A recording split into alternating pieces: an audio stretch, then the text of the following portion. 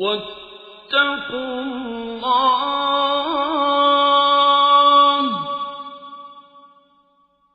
إن الله شديد العقاب.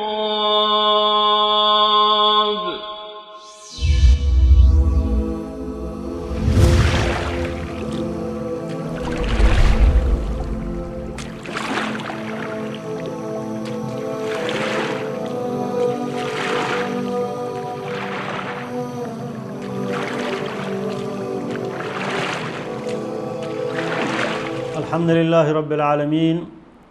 والصلاة والسلام على سيدنا ونبينا محمد المبعوث رحمة للعالمين وعلى آله وصحبه أجمعین. دوستان نهایت عزیز، بینندگان گرامی، در قسمت گذشته این برنامه احکام فقهی در پرتو احادیث نبوی خدمت شما دوستان عزیز یک عده از احادیث گرانبهای نبی اکرم صلی الله علیه و سلم را بیان کردم که بیان کننده عده از احکامی بود که آنها از اعمالی بود که آنها نواقض وضو بود،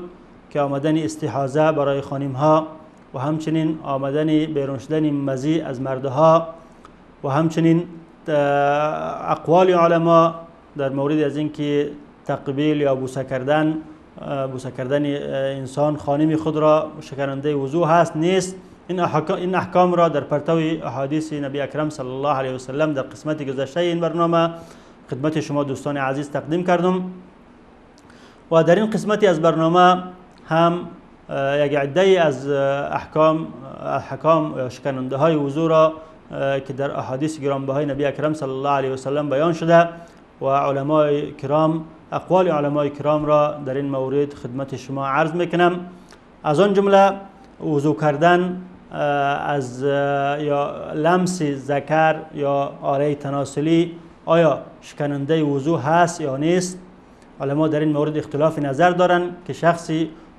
ذکر خود را آله تناسلی خود را دست میزنه یا اینکه به فرج آله تناسلی خانم خود دست میزنه، آیا این امر منجر میشه به اینکه وضوی از او بشکنه، این امر ناقض وضو هست یا نیست. در این مورد دو حدیث داریم ما دوستان عزیز از صحابه کرام از پیامبر صلی الله علیه و سلم روایت شده و هر دو حدیث را اصحاب سنن روایت کردند،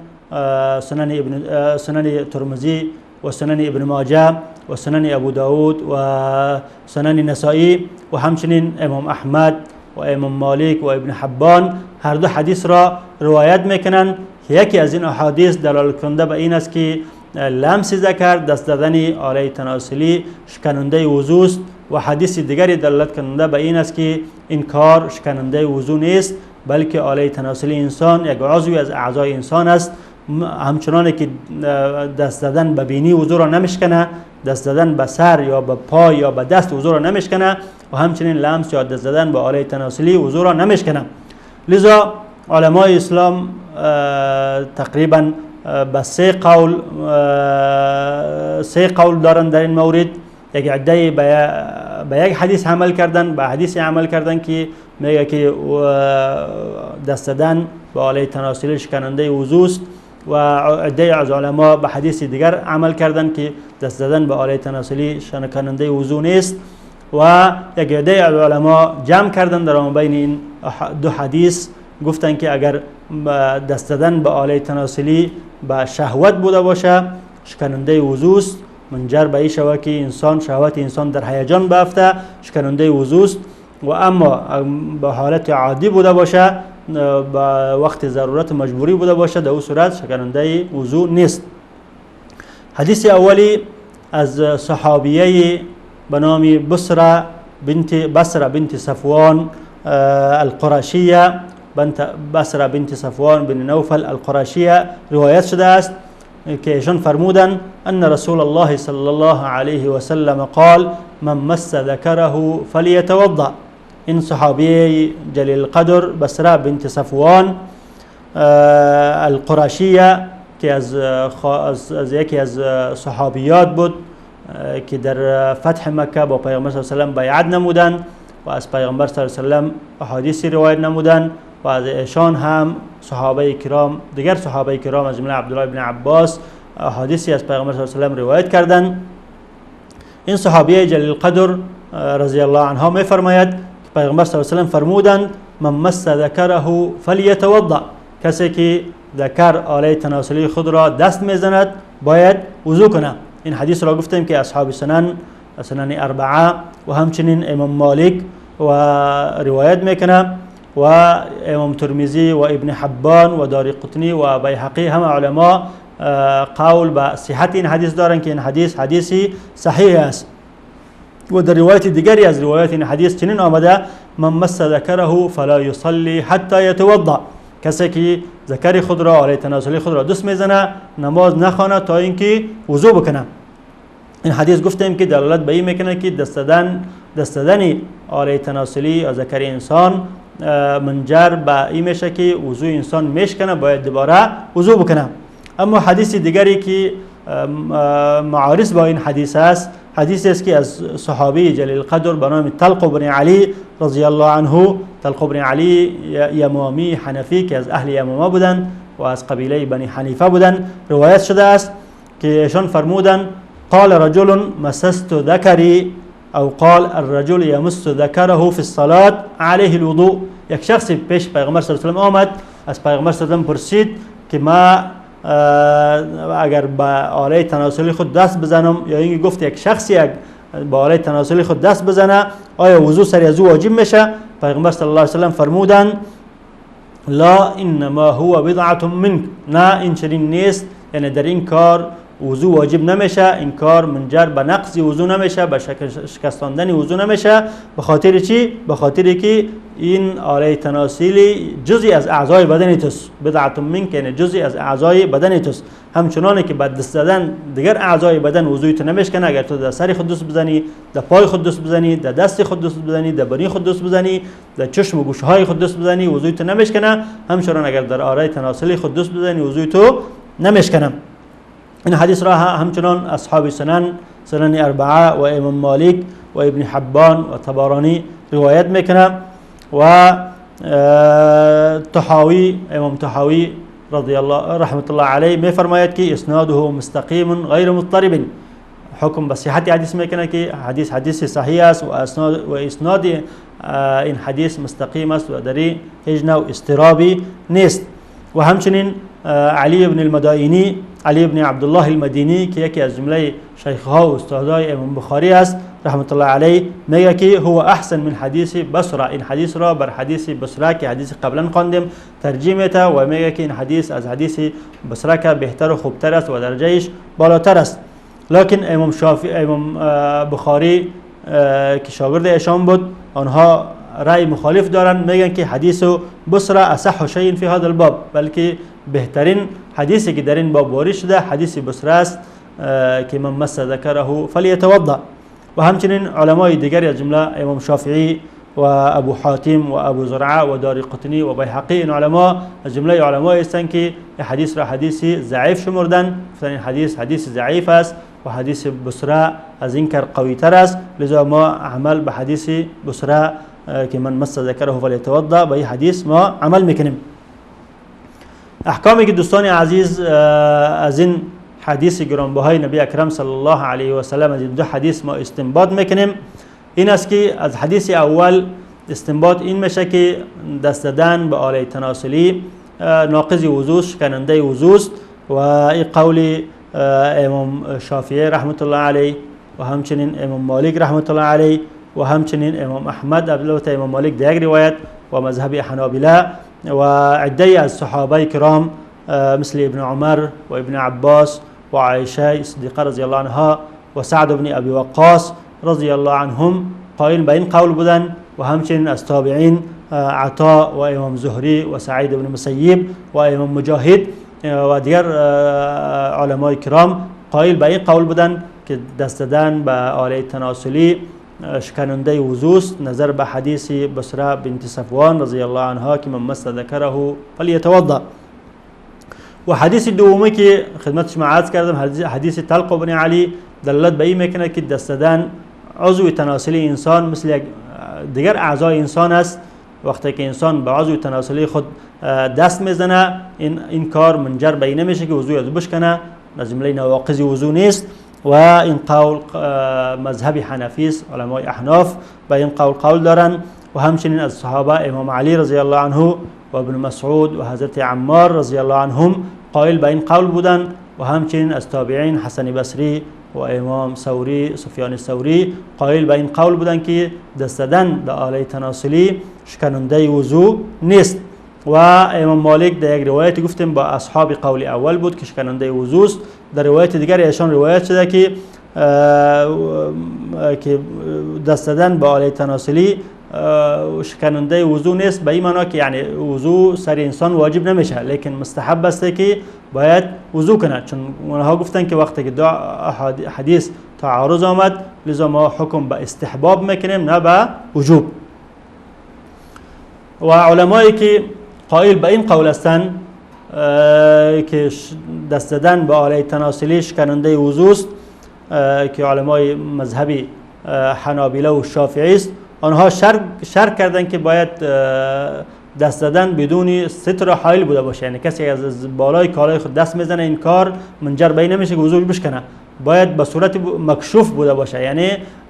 با آله تناسلی خود بدون ستر و بدون حائل باید دست بزنه،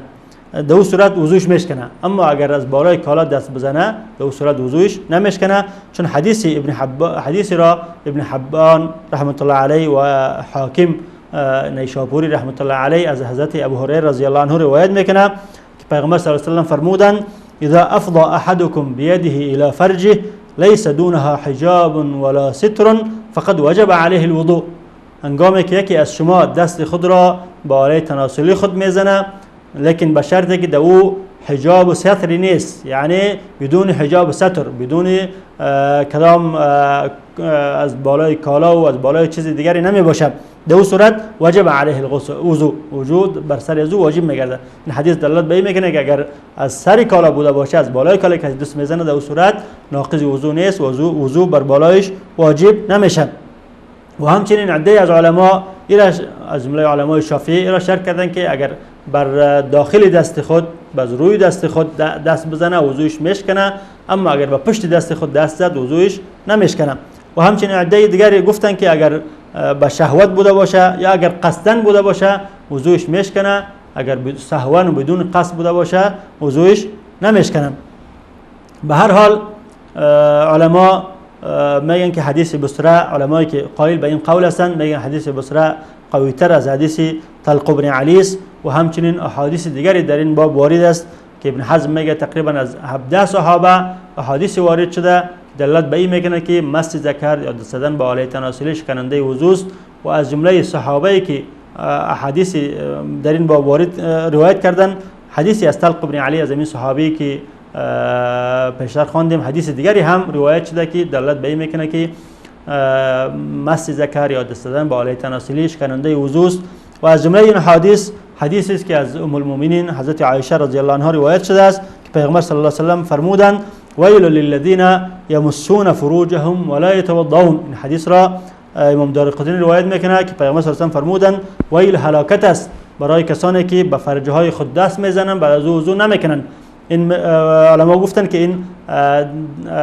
پیغمبر صلی الله علیه و سلم دعای بد کرده برای کسی که با آله تناسلی خود دست میزنه وضو نمیکنه و این دلالت به این میکنه که ناقض وضو و وضو کردن بعد از این کار واجب است. و همچنین حدیث دیگری از ام المؤمنین ام حبیبه رضی الله عنها روایت شده که حدیث را ابن ماجه و امام احمد روایت میکنه که ایشان فرمودند سمعت رسول الله صلی الله علیه و سلم یقول من مس فرجه فلیتوضا، کسی فرج خود را دست میزنه پس باید وضو کنه. لذا گفتن مجموع این احادیث دلالت به این میکنه که مس دست دادن به آله تناسلی موجب غسل است. کسی که به آله تناسلی خود دست میزنه باید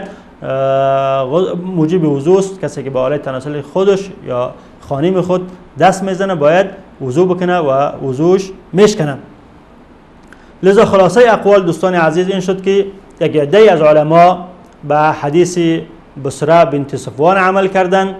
و احادیث دیگری گفتیم که در این باره وارد شده که حضرت عایشه و حضرت حبیبه به این حدیثات عمل کردند و گفتن که این حدیث قوی تر است از حدیث طلق بن علی و حدیث طلق بن علی در ضعف موجود است، لذا وضو کردن را مطلقاً واجب گفتن که مطلقاً من حیث اطلاق وقتی که انسان به آله تناسلی خود دست میزنه یا به آله تناسلی خانم خود دست میزنه وضو سرش واجب میشه. عده‌ای از علمای دیگر که قول دوم است گفتن که نه، حدیث بصره ضعیف است، بلکه حدیث طلق بن علی از او قوی تر است که دلالت به این میکنه که آله تناسلی انسان مثل یک عضوی از اعضای انسان است. وقتی که انسان به او دست میزنه منجر به شکستن وضو نمیشه، منجر به این نمیشه که انسان دوباره وضو بکنه. و اما قول سوم یک عده از محققین اهل سنت از علمای برجسته اهل سنت جمع در بین دو حدیث کردن، چون وقتی که در بین احادیث تعارض میه علما یا اینکه هر دو حدیث یکی منسوخ دیگر ناسخ می باشه یا اینکه مرجوح دیگر راجح می باشه و یا اینکه در بینشان اگر جمع امکان داشت باید جمع کرده شود. در آنجا یک عده از علما وقتی که به حدیث بصره بنت صفوان عمل کردن گفتن که حدیث طلق بن علی مرجوح است، یعنی از او کرده حدیث بصره قوی است. و عده دیگری گفتن که نه، حدیث بصره ناسخ است و هم حدیث علی طلق بن علی منسوخ است، چون در روایتی از این حدیث میاد که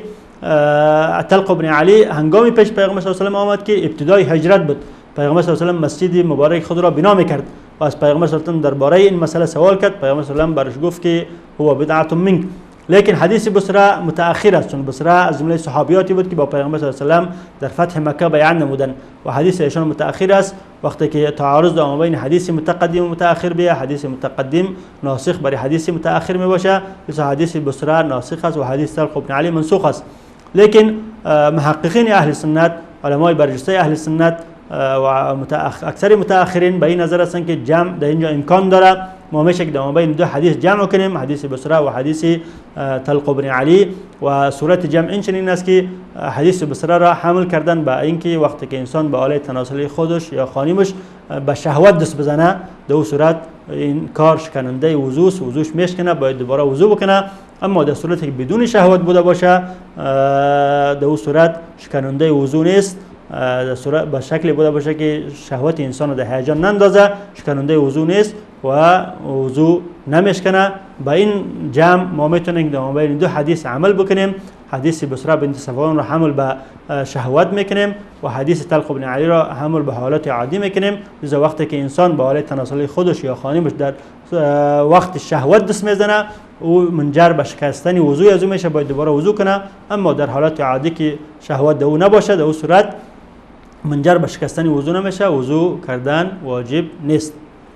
یک میانه برنامه کوتاه میبینیم، دوباره خدمت شما دوستان عزیز هستیم با احکام جدیدی از احادیث پیغمبر خدا رسول اکرم صلی الله علیه و سلم. با ما باشید.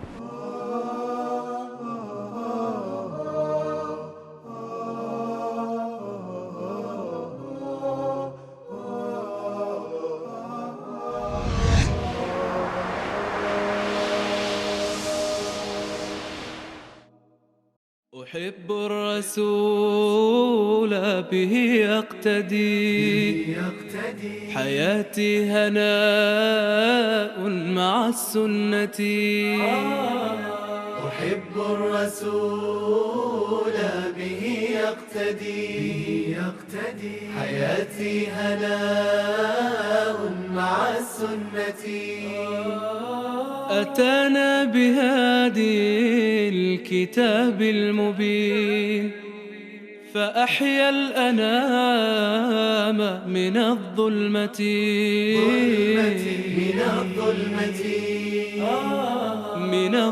رسول الله صلی الله علیه و آله و سلم فرمودند برطرف کردن خار و خاشاک از سر راه صدقه می باشد.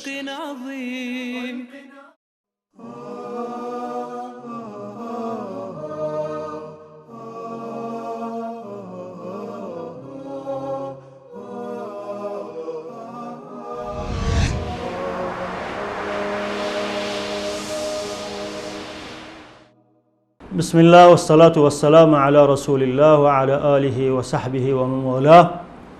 بینندگان عزیز، در قسمت گذشته این برنامه خدمت شما دوستان عزیز دو حدیث از احادیث گرانبهای نبی اکرم صلی الله علیه و سلم را که در مورد مس یا دست دادن ذکر یا آله تناسلی انسان بود که آیا این وضو را میشکنه یا نمیشکنه. در این مورد اقوال علما را و اقوالی که علما در باره جمع دوام بین دو حدیث گفتن ذکر کردیم. و در قسمت دوم این برنامه هم موضوع از این که آیا قی کردن انسان وقتی که استفراغ میکنه قی میکنه و همچنین وقتی که انسان بنیش خون میشه خونی بنی مبتلا به خونی بنی میشه این کار شکننده وضو هست نیست. قی کردن وضو را میشکنه و همچنین آمدن خون از بنی وضو را میشکنه نه میشکنه. خدمت شما دوستان عزیز حدیثی که در این مورد وارد شده از ام المؤمنین حضرت عایشه صدیقه رضی الله عنها ان النبی صلی الله علیه و سلم قال پیغمبر خدا رسول اکرم صلی الله علیه و سلم فرمودند من اصابه قیء او رعاف او قلس او مذی فليتوضأ ثم ليبني على صلاته وهو في ذلك لا يتكلم. این حدیث را ابن ماجه در سنن روایت میکنه و این حدیث دلالت کننده به این است که آمدن قی و همچنین استفراغ یعنی و همچنین آمدن رعاف و همچنین آمدن مزی شکننده وضو است. وقتی که انسان مبتلا به این چیزها میشه باید وضو بکنه. حضرت عایشه صدیقه رضی الله عنها روایت میکنه که پیغمبر صلی الله علیه و سلم فرمودند من اصابه قیء کسی که به او قی اصابت میکنه از او قی میآید و قی چیزی را گفته میشه که طعام یا شرابی را گفته میشه که در اثر بددلی یا مریضی از معده انسان بیرون میشه. او رعاف یا خونی بینی میشه خونی که در از بینی انسان بیرون میشه. او قلس یک نوعی از انواع قی یا استفراغ است و فرقش با قی این است که قی ماکولات یا مشروبات خوردنی یا نوشیدنی که از معده بیرون میشه در اثر مریضی، اما قلس از معده نیست بلکه از حلق بیرون میشه، از حلق خوردنی یا نوشیدنی که از حلق بیرون میشه و به نام قلس یاد میشه. او مذی ما در درس گذشته گفتیم که وقتی که انسان به این چیزها مبتلا میشه فلیتوضا پس باید وضو بکنه، ثم لیبنی علی صلاته باید دوباره آمده نماز خود را تکمیل بکنه و هو فی ذلک لا یتکلم، لیکن به شرطی که سخنی بیرونی نزنه، سخنی که خارج از نماز است نگوید. از نماز خود وقتی که در نماز ایستاد باشه اصابت به از او استفراغ می آید یا خونی بنی می آید برای وضو بکنه دوباره آمده نماز خود را تکمیل بکنه. این حدیث را گفتیم که ابن ماجه روایت میکنه و این حدیث مرسل است، چون صحابی که از حضرت عایشه روایت میکنه متأخر، تابعی که حضرت عایشه روایت میکنه متأخر است، با حضرت عایشه ندیده و در بین اونها شخص دیگری موجود است که او تابعی شخص را ذکر نمیکنه، لذا حدیث را حدیث مرسل تابعی گفته میشه و این حدیث مرسل است و کسانی که به این حدیث عمل کردن گفتن که مرسل هم حجت شده میتونه. لذا عمل به این حدیث به اساس این حدیث گفتن که آمدن قی و آمدن قلس و همچنین آمدن رعاف شکننده وضو و این مذهب حنفی است. علمای احناف به این قول به این حدیث استدلال کردن و گفتن که قی و همچنان مذی و همچنان رعاف و قلس از جمله شکننده های وضو و همچنین دلیل گرفتن به حدیث دیگری که امام ترمذی را روایت میکنه و همچنین از حضرت ابو دردا که پیغمبر صلی الله علیه و سلم فرمود ان النبی صلی الله علیه و سلم قاء فتوضا، حضرت ابو دردا میگه که پیغمبر صلی الله علیه و سلم قی کردن دوباره بعد از قی کردن وضو کردن و این حدیث هم دلالت به این میکنه که قی وقتی که به انسان میاد باید دوباره وضو کنه. گفتم که مذهب حنفی است، علمای احناف رحمهم الله است. اما علمای شافعی و حنابلة و همچنین علمای مالکی جمهور علما و اکثر علما به این نظر هستند که قی از جمله شکننده های وضو نیست. وقتی که انسان مصاب به قی میشه از قی میاد باید ضرور نیست که وضو کنه و وضویش نمیشکنه، چون گفتن که این حدیث مرسل است و حدیث ضعیف است و به این حدیث عمل نمیشه و وضو که انسان وقتی که میکنه وضو داشتن یک امر یقینی است و یقین قاعده شرعی است که الیقین لا یزول بالشک و یقین به شک دور نمیشه و وضو یقینی است و تا که ناقض هم یقینی نبوده باشه. لذا و این حدیث چون ضعیف است و به این حدیث عمل نمیشه، لذا قی را گفتن که از جمله شکننده های وضو نیست. و موضوع دیگر موضوع رعاف، آمدن خون بینی، همچنان علمای احناف گفتن که از جمله نواقض وضو به اساس همین حدیث، و علمای دیگر مذاهب ثلاثه دیگر میگن که از جمله نواقض وضو نیست، چون حدیثی مرسل است. اما خونی که از سبیلین خارج میشه، از راه پس و پیش انسان خارج میشه، این به اتفاق علما شکننده وضو است. همه علما به اتفاق دارن که این شکننده وضو هست. و اما خونی که از دیگر اعضای بدن انسان خارج میشه، یعنی نه خونی که از سبیلین محل اتفاق است. و اما خونی که از بینی خارج میشه رعاف گفته میشه، و گفتم که علمای احناف نظر به این حدیث میگن شکننده وضو است. و اما دیگر علما چون به این حدیث مرسل عمل نکردن، گفتن که شکننده وضو نیست. اما خونی که از دیگر اعضای بدن خارج میشه به اثر جرح و زخم و یا اصابتی که از دست یا از پای یا از دیگر اعضای جسم خارج میشه، شکننده وضو هست یا نیست. در این مورد هم علما اختلاف نظر دارن. علمای احناف و همچنین علمای دیگری از علمای هادویه به این نظر هستند که هر خونی که از هر عضوی از اعضای انسان بیرون میشه به اثر جرح و زخمی،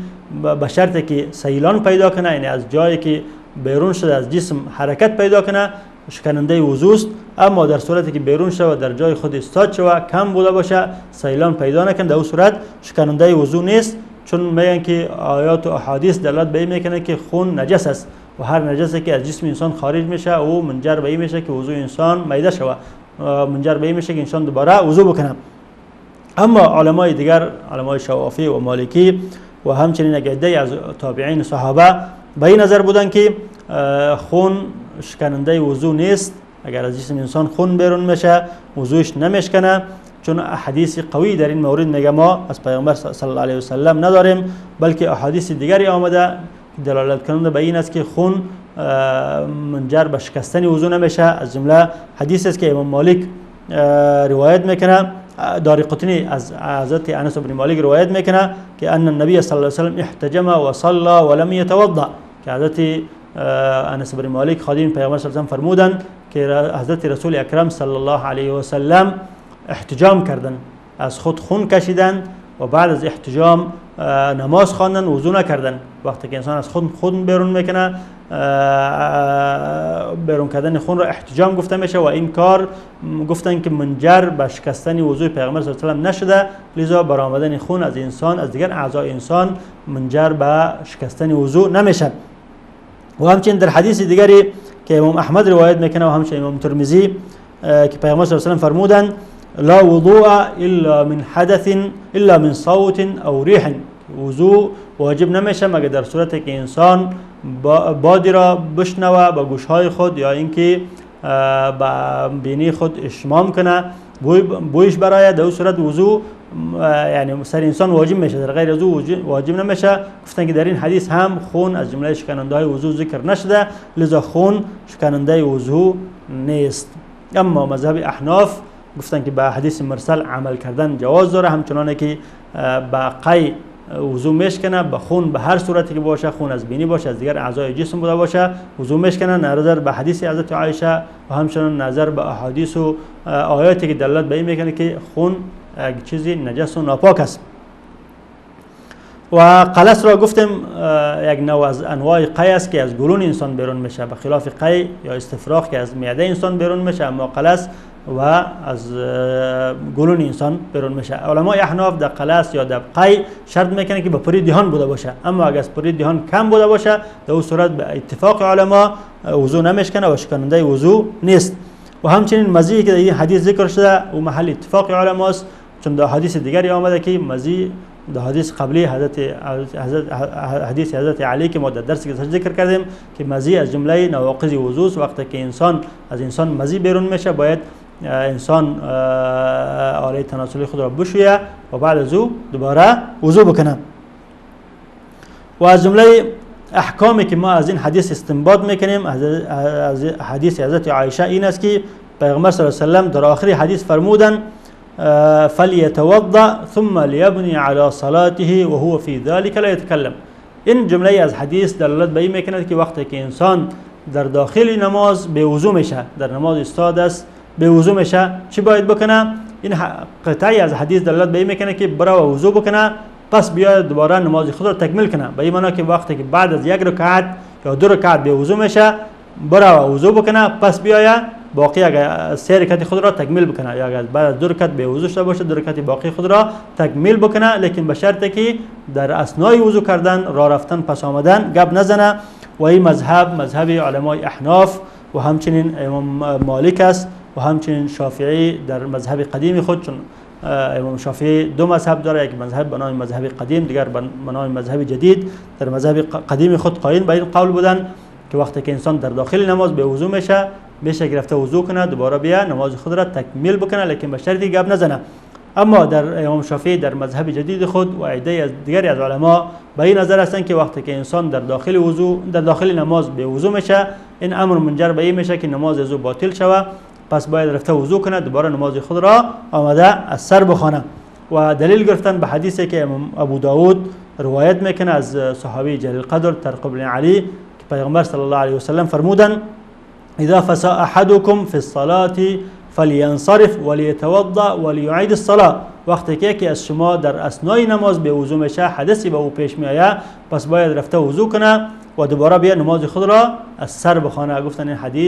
حدیث صحیح است، امام ابو داود را روایت میکنه و این حدیث دلالت کننده این است که وقتی که انسان به وضو میشه نمازش باطل میشه، وضو بکنه، دوباره نماز خود را آمده اعاده کنه. اما علمای دیگر، علمای احناف و مالکی، تقریبا رای جمهور علماست به این نظر هستند که وقتی که به وضو میشه که رفته وضو بکنه، دوباره آمده نماز خود را از سر نماز خود را تکمیل کنه به اساس امی حدیثی که حدیث حضرت عایشه صدیقه رضی الله عنها که گفتم که حدیث مرسل است. علمایی که به این حدیث دلیل استدلال کردن، با استدلال به حدیث مرسل را جواز دادن، به این حدیث عمل کردن، و علمایی که جواز ندادن استدلال به حدیث مرسل و به این حدیث عمل نکردن و قی و رعاف و اینها را از جمله شکننده وضو نگفتند و همچنین قائل به این نیستند که وقتی که انسان به وضو میشه رفته وضو کنه و دوباره نماز خود را با اساس وضو به اساس اول انجام بده، بلکه باید گفتن که باید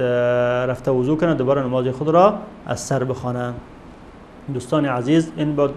عده احکامی از احکام فقهی که متعلق به نواقض و شکننده های وضو بود که در پرتو احادیث رسول اکرم صلی الله علیه و سلم خدمت شما تقدیم کردم و تا دیدار آینده با شما خداحافظی میکنم. السلام علیکم و رحمت الله و برکاته.